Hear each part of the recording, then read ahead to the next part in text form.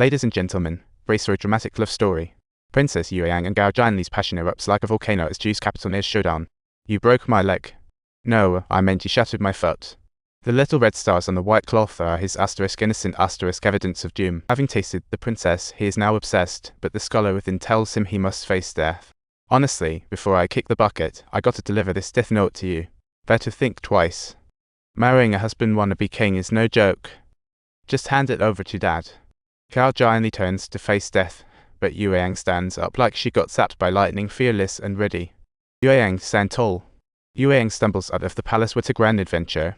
The crowd gasps in shock, while the King of Qin rushes up for a check, and Gao Jianli holds up that death note, stunning everyone.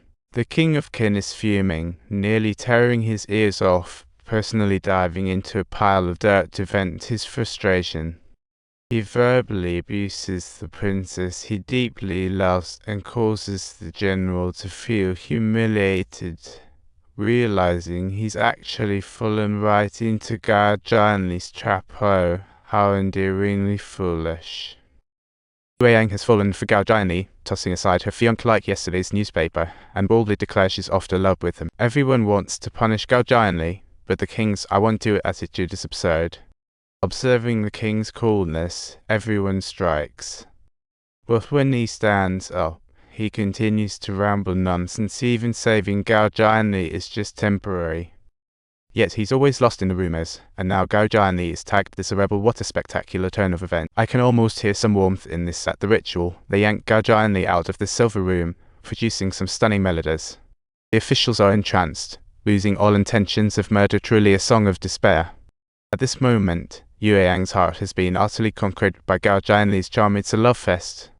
Yet the two are still testing each other, like athletes racing on the field. What a competitive scene. If you can write Yueyang's song, you'll surely win the hearts of millions, with Yueyang wanting Gao Jianli to compromise. Write the Qin song, serve as the Grand Yan governor, and exchange. Offering herself to Gao Jianli. Seeing Gao Jianli isn't buying the act, the king directly grounds Yueyang. He'll stop at nothing. Officials rally behind Wang Jian, protesting Gao Jianli's appointment. Plenty of backtalk behind closed doors. This position has always been the royal family's privilege, and now a prisoner with Qin written all over his face takes the throne. Talk about a plot twist. What's he? A biting fool, full of disaster and chaos, a ruthless rival. Who could ever agree with those statements? This is just ridiculous and laughable. I tasked you with handling the Wei Kingdom's registry, and you returned with 10 concubines. This must be a joke. And your poor first wife is suffering. Did you forget to think about her feelings? Isn't this a great show? Saying Jai, Chen Zai, that's some crafty stuff. A night of gambling gone wild, and you use your winnings for loans. What a proper way to mess things up. Chen Zai, have you heard you're marrying again? Trying to keep up the family count, huh? Aren't you inviting me to celebrate?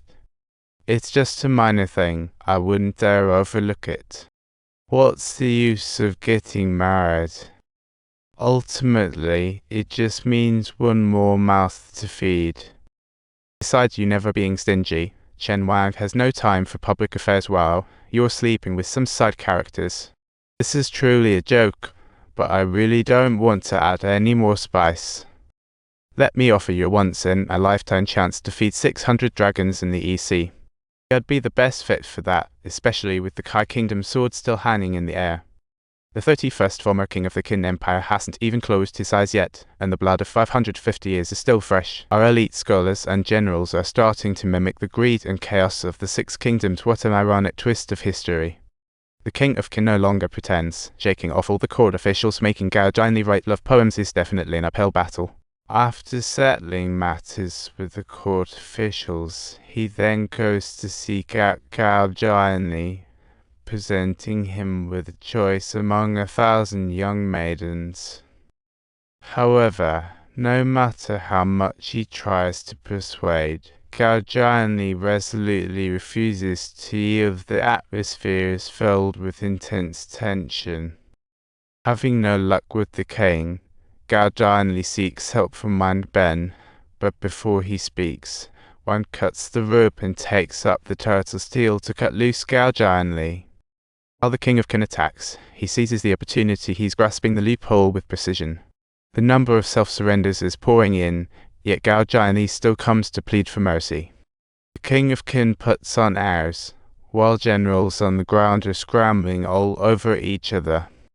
Gao Jianli voluntarily confesses, immediately claiming he carved that steel, but the king has seen right through it. I'll sing my heart out for you, wanting to be a loyal shadow. I want to marry Yueyang off to Wanban.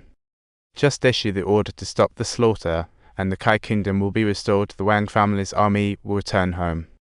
The emperor's heart is as cold as ice, so I can only request that at my wedding with Wanban, during the vows.